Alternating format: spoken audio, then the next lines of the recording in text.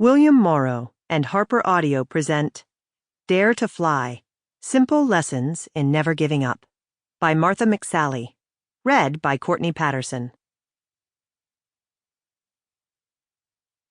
It is not the critic who counts, not the man who points out how the strong man stumbles, or where the doer of deeds could have done them better.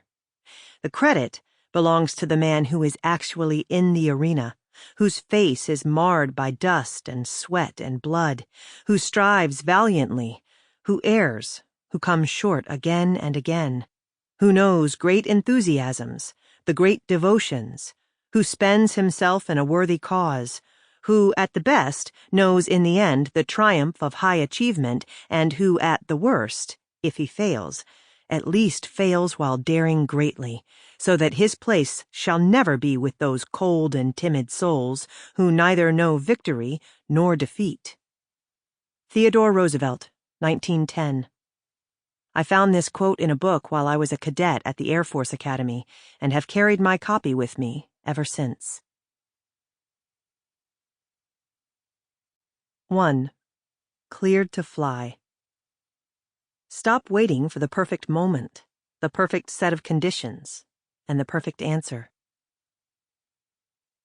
I was strapped inside the cockpit of an A-10 attack plane, affectionately dubbed the Warthog by its pilots, with my feet clamped on the brakes. The only thing racing faster than the engines was my heart. I was an experienced Air Force aviator, but I had never flown this airplane. My first time airborne in a Warthog would be when I lifted it, solo, off the ground. The last of the A-10 Warthogs rolled off the assembly line in 1984, the year I graduated high school. It was built to be an attack plane, flying low to the ground. I didn't have a clue what it felt like to take off in one because we had no two-seat training planes and no simulators. Instead, we used what was called a cockpit familiarization trainer. It consisted of a regular office chair surrounded by a mock cockpit, outfitted with the panels and switches found inside the airplane. Except none of the switches did anything and the gauges didn't work. Listening to the engines roar and watching the southern Arizona sun glint off the A-10's metal skin, I did not feel like I was sitting in an office chair. In minutes, the tower would clear me for takeoff. This is absolutely crazy, I thought. My instructor pilot was waiting in an adjacent airplane. His job was to chase me by flying close and instructing me over the radio. But only I could fly my plane. I radioed the tower, gave my call sign, and said, "Ready for takeoff, runway 30. Tower replied, "Winds are 310 at 8. You are cleared for takeoff." Obviously, no one was going to come to their senses. The runway was all mine. I taxied out. With the engines fully engaged and my muscles straining, I ran the final instrument and system checks. There were no more preparations. The next motion would be to go. I said a short prayer, very popular with pilots throughout more than 100 years of human flight, which can be paraphrased as, "God, please don't let me mess up." I took my feet off the brakes and started barreling down the runway. At 115 miles per hour, all looked good. At about 166 mph, the aircraft lifted off the ground.